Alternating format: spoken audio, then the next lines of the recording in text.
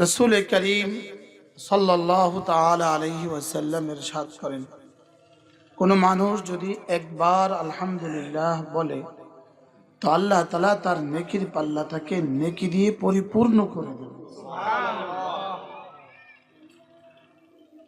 করাচির হযরত ওয়ালা রাহমাতুল্লাহি আলাইহি হযরত মাওলানা শাহ হাকিম মোহাম্মদ আখতার রাহিমাহুল্লাহ তাআলা তিনি বলতেন, একবার আলহামদুলিল্লাহ বললে আল্লাহ তাআলা সঙ্গে সঙ্গে তিনটা পুরস্কার দান করেন। এক নাম্বার হলো নেকির পাল্লাকে নেকি দিয়ে পরিপূর্ণ করে দেন। দুই নাম্বার হলো যেই নিয়ামতের উপরে আলহামদুলিল্লাহ বলে তো আল্লাহ তাআলা এই নিয়ামতটাকে বাড়িয়ে দেন। আর তিন নাম্বার নিয়ামত হলো বান্দাকে আল্লাহ তাআলা জিজ্ঞেস করেন, এই তুমি কি বলেছো? তো বান্দা বলে সমস্ত প্রশংসা আপনার। আল্লাহ তাআলা যেন বলেন, তুমি আমার প্রশংসা না করলেও আমি প্রশংসিত, অল্প করলেও আমি প্রশংসিত, বেশি করলেও আমি প্রশংসিত, তবে তুমি আমার প্রশংসা যে পরিমাণ করবা আমি তোমাকে এই পরিমাণ প্রশংসিত করে দিব। এজন্য আল্লাহ রাসূল আরেক হাদিসে ইরশাদ করেন, খায়রুল ইবাদ ইলাল্লাহ আল হাম্মাদুন ফিস সাররা'i ওয়াদ দাররা। আল্লাহ তাআলার কাছে সর্বশ্রেষ্ঠ মানুষ কারা, সর্বোত্তম মানুষ কারা? যারা সুখেও বলে আলহামদুলিল্লাহ, দুঃখেও বলে আলহামদুলিল্লাহ। বলেন আলহামদুলিল্লাহ, আবার বলেন আলহামদুলিল্লাহ। রাসূল করিম সাল্লাল্লাহু তাআলা আলাইহি ওয়াসাল্লাম আরেক হাদিসে ইরশাদ করেন, কোন মানুষের যদি বাচ্চা মারা যায়, ছোট বাচ্চা মারা যায়, তো আল্লাহ তাআলা ফেরেশতাদেরকে জিজ্ঞেস করেন, ফেরেশতা হাল কাবাতুম ফুআদা আবদি, তোমরা কি আমার বন্ধুর কলিজাটা তুলে নিয়ে আসছো? বলে হ্যাঁ। তো আল্লাহ তাআলা বলে মাযা ক্বালা আবদি, আমার বান্দা কি বলেছে? তার বাচ্চা মৃত্যুর পরে সে কি বলেছে? ফেরেশতা বলে আল্লাহ হামিদাল্লাহ, সে না আলহামদুলিল্লাহ বলেছে। সুবহানাল্লাহ। কি হয়, কেউ বাচ্চা মারা গেলে আলহামদুলিল্লাহ বলে? আমি বলছি, এই হাদিসের আলোকে আমি বলছি, আমার বাচ্চা মারা গেছে আমি আলহামদুলিল্লাহ বলছি। হামিদাল্লাহ, সে আলহামদুলিল্লাহ বলেছে। ওয়াস্তারজা ইন্না লিল্লাহি ওয়া ইন্না ইলাইহি রাজিউন পড়েছে। তো আল্লাহ তাআলা বলেন ইবনু লিআবদি বাইতান ফিল জান্নাহ, আমার বান্দার জন্য জান্নাতে একটা ঘর বানিয়ে দাও। সুবহানাল্লাহ। ওয়াসাম্মু লাহু বাইতাল হামদ, ওই ঘরের নাম দিয়ে দাও বাইতুল হামদ। সুবহানাল্লাহ। এবার রাসূল বলেন বাইতুল হামদ কেমন হবে? বলে বাইতুল হামদ কেমন হবে শুনো, ইউরা যাহিরুহু মিন বাতিনিহি ওয়া বাতিনুহু মিন যাহিরিহি, যে ঘরের ভিতর থেকে বাহির দেখা যাবে, বাহির থেকে ভিতর দেখা যাবে। এর বেশি কিছু বোঝা আমাদের পক্ষে সম্ভব না। কেন বুঝবো না? আমরা এখন দুনিয়ার পেটে আছি। মায়ের পেটের বাচ্চা যেমন দুনিয়ার কিছু বুঝে না, দুনিয়ার পেটের মানুষও জান্নাতের কিছু বুঝবে না। এটা শুধু বুঝার বিষয় না, এটা বিশ্বাসের বিষয়। রাসূল বলেছেন তো সত্য বলেছেন। কি বলবো বলেন? বলেন রাসূল বলেছেন তো কি সত্য বলেছেন। এজন্য এটা বুঝার বিষয় না, আখিরাত বুঝার বিষয় না। এজন্য ওয়াবিল আখিরাতি হুম ইউকিনুন, আখিরাত বুঝার বিষয় না, বিশ্বাসের বিষয়। আখিরাত কি বিশ্বাসের বিষয়।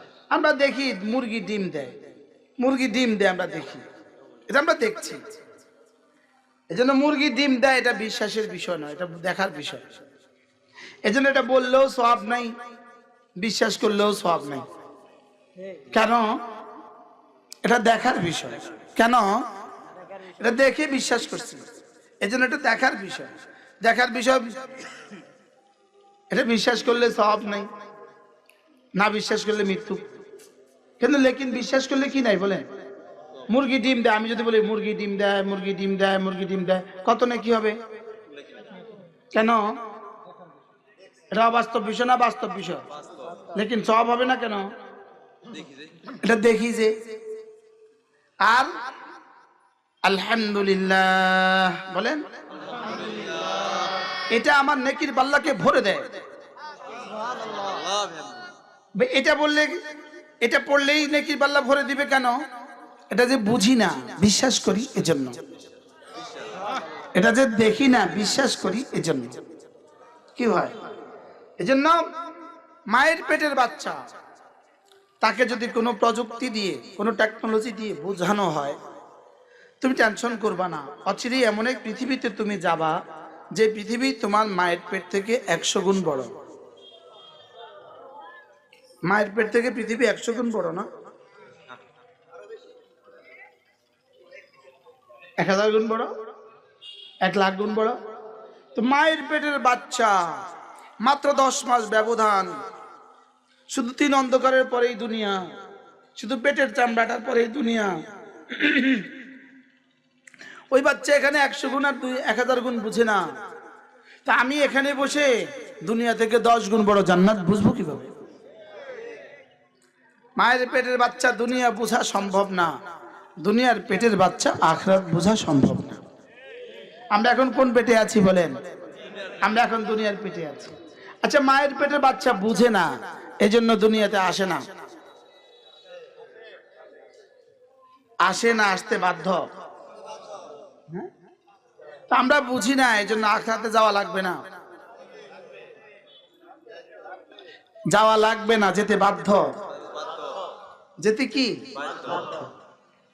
তাহলে বোঝা গেছে অনেক কিছু বুঝে আসবে না, বোঝা ছাড়াই করতে হবে।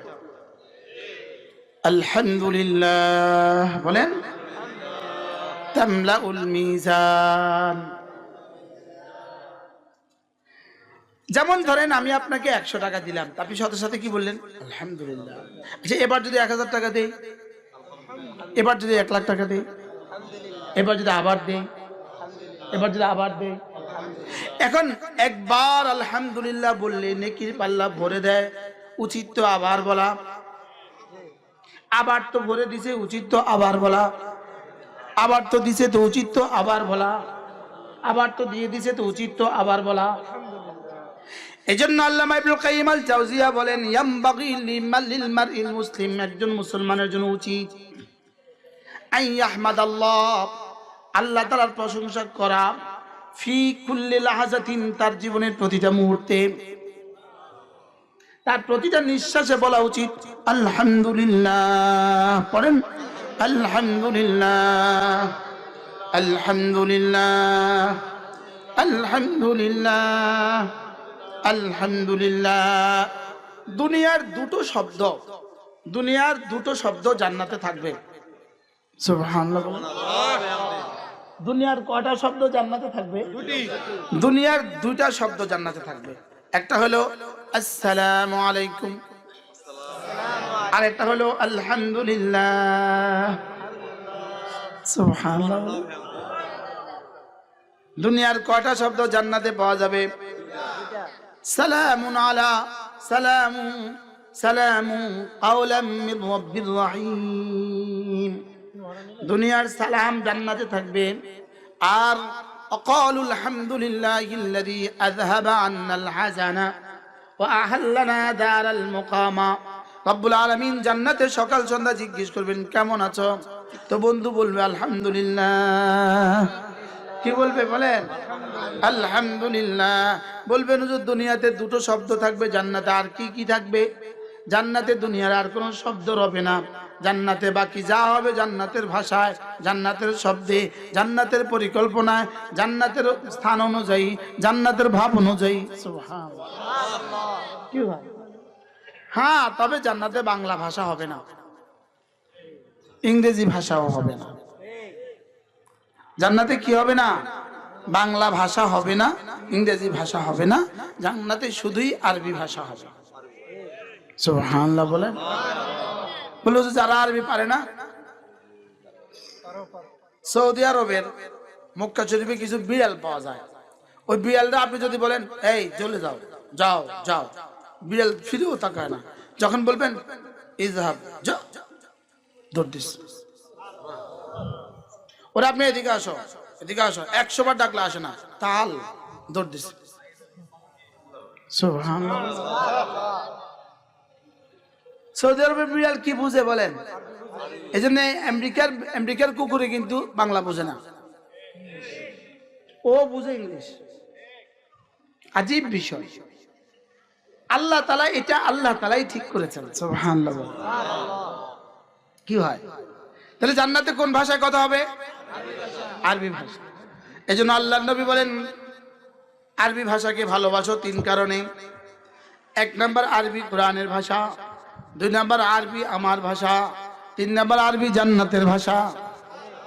সুবহানাল্লাহ। আরবিকে ভালোবাসো কয় কারণে? কি কি? লিআন্নী আরাবিয়্যুন, যেহেতু আমি আরবি। 2 নাম্বার ওয়া লিসানুল কোরআন আরাবিয়্যুন, কোরআনের ভাষা আরবি। 3 নাম্বার ওয়া লিসানু আহলিল জান্নাত আরাবিয়্যুন, জান্নাতীদের ভাষা আরবি। রব কথা বলবেন আরবি ভাষায়, বান্দাও জবাব দিবেন আরবি ভাষায়। সকাল সন্ধ্যায় রব জিজ্ঞেস করবেন তোমরা কেমন আছো? কি বলবে? আলহামদুলিল্লাহিল্লাযী হাদানা লিহাযা ওয়া মা কুন্না লিনাহতাদিয়া লাউলা আন হাদানাল্লাহ। আল্লাহ আপনি যে আমাদেরকে হেদায়েত দিয়েছেন, এই জন্যই তো আমরা জান্নাতে আসতে পারছি।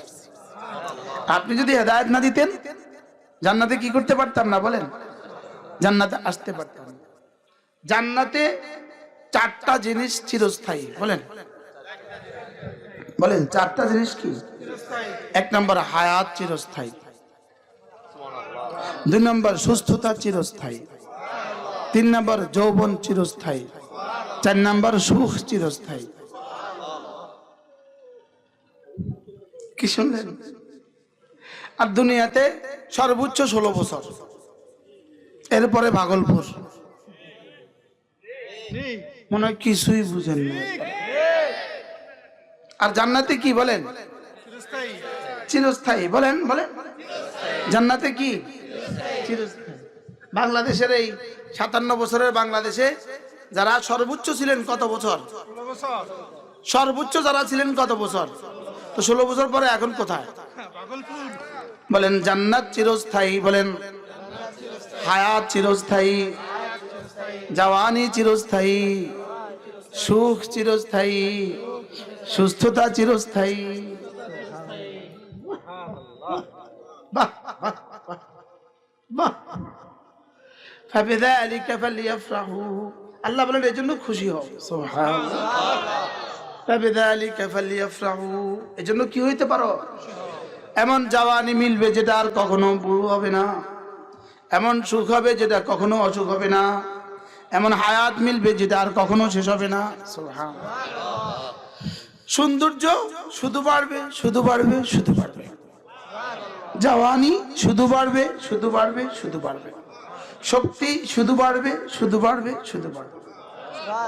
এই যতজন আমাদের সামনে বৃদ্ধ দেখা যাচ্ছে, মুরব্বী দেখা যাচ্ছে, যেমন আমিও বৃদ্ধের কাতারে, তা আমরা সব একসময় জওয়ান ছিলাম। কি মজার বিষয় হলো, সব বুড়ো কিন্তু জওয়ান ছিল, সব জওয়ান কিন্তু বুড়ো হবে না। হবে কি? এর আগে কত জওয়ান মারা যায়? সব বুড়ো কিন্তু কি ছিল? এই জন্য আমরা যারা বুড়ো আছি আমাদের সৌভাগ্য, আমরা জওয়ানও ছিলাম, বার্ধক্যও পেয়েছি। আর যারা জওয়ান আছে তাদের কিন্তু এই সৌভাগ্য এখনো কি? ওরা কিসে আছে? ওরা যৌবনে আছে কিন্তু রিক্সে আছে। ওরা কি আছে বলেন? ওরা রিক্সে আছে। লেকিন আর মুরব্বীরা যারা আছেন, এই জন্য আজীব বিষয় হলো হাদিসে পাকে রাসূল করিম পড়েন সাল্লাল্লাহু তাআলা আলাইহি ওয়াসাল্লাম ইরশাদ করেন, কারা শ্রেষ্ঠ মানুষ কারা জানো? আল্লাহ তাআলার কাছে সর্বোত্তম মানুষ কারা জানো? লাগবে না, পাখাটা থাক, আপনি বসেন। জাযাকাল্লাহ। সর্বোত্তম মানুষ কারা জানো? তো রাসূল বলেন আতওয়ালুহুম আমারা, যাদের বয়স বেশি, ওয়া আহসানুহুম আমালা, আমল সুন্দর। সুবহানাল্লাহ বলেন। যাদের বয়সও বেশি, আমলও সুন্দর। আবার বলেন, যদি একজন মানুষ শুধু সুস্থতার সাথে একদিন বেশি হায়াত পায়, আর একদিনে যদি 32 রাকাত নামাজ, ফরজ ওয়াজিব সুন্নত মুআক্কাদা সহ 32 রাকাত নামাজ যদি একদিন বাড়তি পড়ার সৌভাগ্য তার হয়ে যায়, 64টা সেজদা করার সৌভাগ্য হয়ে গেল, একটা সেজদা দুনিয়ার মধ্যে যা আছে তার চেয়েও দামি। তাহলে 64টা সেজদা বাড়তি হয়ে গেল। আল্লাহ আমাদের হায়াতের মধ্যে বরকত দিয়ে দেন। এই জন্য রাসূল বলেন আতওয়ালুহুম আমারা, যার বয়সও বেশি, আহসানুহুম আমালা, আমলও কি সুন্দর, আমলও কি, আমলের বেলায় বেশি বলেন না, আমলের বেলায় সুন্দর বলেন। আল্লাহ তাআলা আসলে বেশি চান না, আসলে সুন্দর চান।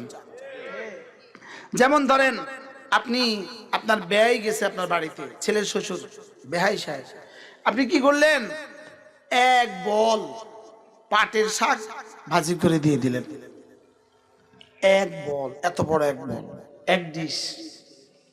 ব্যয় খুব খুশি হবে, এটা তো অনেক বেশি দিলেন, খুশি হবে না কেন? আর আরেকজনে ছোট্ট একটা কবুতর দিল, এতটুকু একটা বাটিতে, একটু কবুতর, কি আগেটা ছিল বেশি, এটা হলো ভালো। সুবহানাল্লাহ বলে। তো বেশি আল্লাহর কাছে বেশি দাম না সুন্দরের দাম?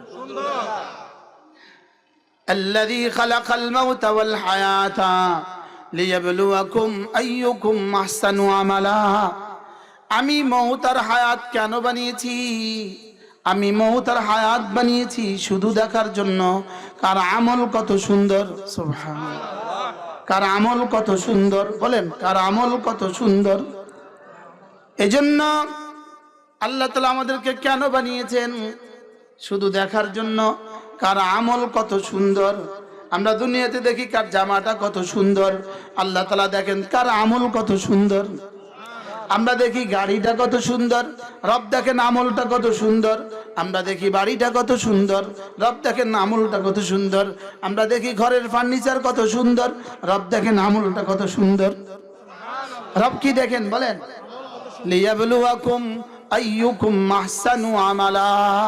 এখন প্রশ্ন, আমল সুন্দর হয় কি দিয়ে? দুটো দিক দিয়ে আমল সুন্দর হয়, দুই সাইড দিয়ে আমল সুন্দর হয়। একটা হলো বাহিরের দিক দিয়ে, একটা হলো ভিতরের দিক দিয়ে।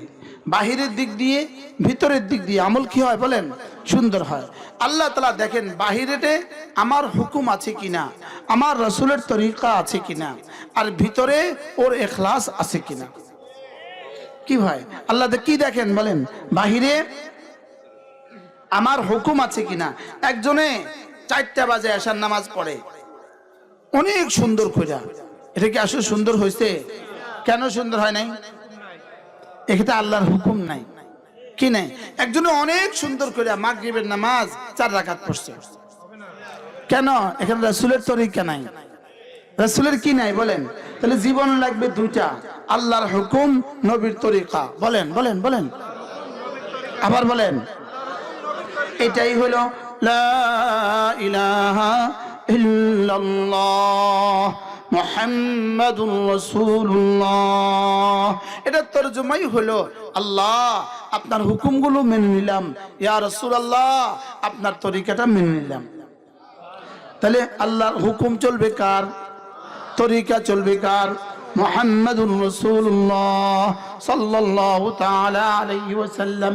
তাহলে লা ইলাহা ইল্লাল্লাহ আপনার হুকুমগুলো মেনে নিলাম, মুহাম্মাদুর রাসূলুল্লাহ আপনার রাসূলের তরিকাটা মেনে নিলাম। হুকুম আর তরিকা এই দুটো দিয়ে সুন্দর হয়। আল্লাহর হুকুম আছে কিনা, নবীজির তরিকা আছে কিনা। এরপরে দেখব আমার দিলে 3টা জিনিস আছে কিনা। আল্লাহর মহাব্বত আছে কিনা, আল্লাহর রহমতের আশা আছে কিনা, আল্লাহর আযাবের ভয় আছে কিনা। আল্লাহ যদি এই বুনিয়াদে একবার বলে না ইলাহা ইল্লাল্লাহ, পড়েন লা ইলাহা ইল্লাল্লাহ। আল্লাহর নবী বলেন এই বুনিয়াদে যদি কেউ একবার পড়ে তো 10টা দুনিয়া বরাবর জান্নাত দিয়ে দিবে। আপনারা বলবেন হুজুর আমাদের বুঝে ধরে না। আপনার বুঝে না ধরলে আপনি মরে দেখেন কি? যদি কারোর বুঝে না ধরে আপনি কি দেখেন? আপনি মরেই দেখেন। এর আগে আর আপনাকে বোঝানোর কোনো সুযোগ আমাদের কাছে নাই, এর আগে আর বুঝাবার কোনো বক্তব্য আমাদের কাছে নাই। এজন্য জিহ্বা, এটা জিহ্বা দেখেন, জিহ্বা জিহ্বা রব্বুল আলামিন, বিজ্ঞান বলে জিহ্বা বানিয়েছে 3 প্রয়োজনে, আর ইসলাম বলে জিহ্বা বানিয়েছে 4 প্রয়োজনে। সুবহানাল্লাহ বলে। বিজ্ঞান কি বলে? বিজ্ঞান যেখানে গিয়ে শেষ করে, ইসলাম সেখান থেকে শুরু করে। বিজ্ঞান বলে জিহ্বা বানিয়েছে 3 প্রয়োজনে। বাচ্চা জন্মের পরে বাচ্চা প্রথম নাড়ে কোন অঙ্গ? জিহ্বা। সুবহানাল্লাহ বলে। প্রথম নাড়ে কোন অঙ্গ? মায়ের পেট থেকে আইসাই সেভাবে করে, সে জিহ্বা দিয়ে খানা তালাশ করে। সুবহানাল্লাহ বলে। জিহ্বা দিয়ে কি তালাশ করে? খানা তালাশ করে। জিহ্বার প্রথম কাজ নেড়ে চেড়ে খাবার ভিতরে দেয়া। এজন্য বাচ্চার মুখে মধু দিছে, 1 সেকেন্ডের বাচ্চা মাত্র দুনিয়াতে আসছে, মধু দিছে, বাচ্চা সঙ্গে সঙ্গে এটা নাড়ে। সুবহানাল্লাহ বলেন। এটা হলো 1 নাম্বার কাজ। বাচ্চা কিন্তু তখন মিষ্টি আর তিতা কিন্তু বুঝে না, তখন তিতা না মিষ্টি বুঝে না। ধীরে ধীরে 3 মাস পরে বাচ্চা ধীরে ধীরে এবার তিতা দিছেন, মুখ ভ্যাংসায়। কিন্তু প্রথম দিন মুখ ভ্যাংসাইছে না, যা দিছেন নিছে, ওষুধ দিছেন নিছে, ভ্যাংসায় নাই। 3 মাস পরে 4 মাস পরে ধীরে ধীরে বাচ্চা স্বাদ বুঝে। এটা হলো জিহ্বার 2 নম্বর যোগ্যতা, স্বাদ বোঝা। 1 নম্বর নেড়ে চেড়ে খাবার ভিতরে দেওয়া, 2 নম্বর স্বাদ বোঝা। 3 নম্বর হলো জিহ্বার 3 নম্বর কাজ হলো কথা বলা। জিহ্বার 3 নম্বর কাজ কি বলেন? তাহলে এটা বিজ্ঞানে এ পর্যন্ত শেষ। এবার ইসলাম কি বলে? জিহ্বার 4র্থ নম্বর কাজ হলো জিকির করা। সুবহানাল্লাহ বলে। জিহ্বার 4র্থ নম্বর কাজ কি বলেন? জিকির করা। তো বিজ্ঞান যেখানে গিয়ে শেষ করে, ইসলাম এখান থেকে শুরু করে। হ্যাঁ, বিজ্ঞান যা বলে ইসলাম এগুলোকে অস্বীকার করে না। সুবহানাল্লাহ বলে। আগে 3টাকে কি ইসলাম অস্বীকার করছে? না, এই 3টা চলবে।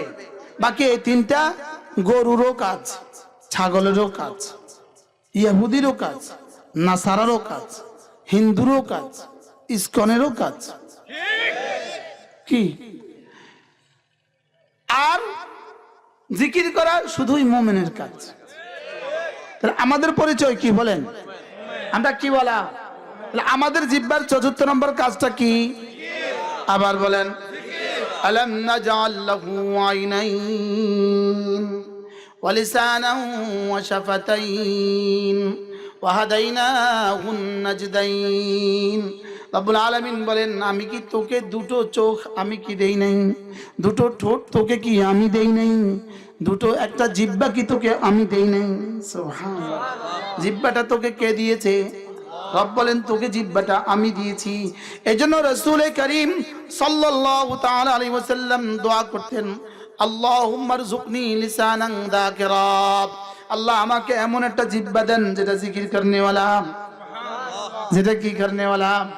জিকির করনে वाला। রাসূল বলেন, রব্বি জাআলনি যাক্কারা, রব্বি জাআলনি লাকা যাক্কারা। আল্লাহ আপনি না আমাকে বেশি বেশি জিকির করনে वाला বানান। বেশি বেশি কি वाला বানান? কে আসতেছে? হুজুর আসতেছে। হ্যাঁ, আয়েশা বলছে তা বোনের চলে যাও। হ্যাঁ, পরে বলবে। হ্যাঁ, আইলে তো আমি কথা কইতে পারি না।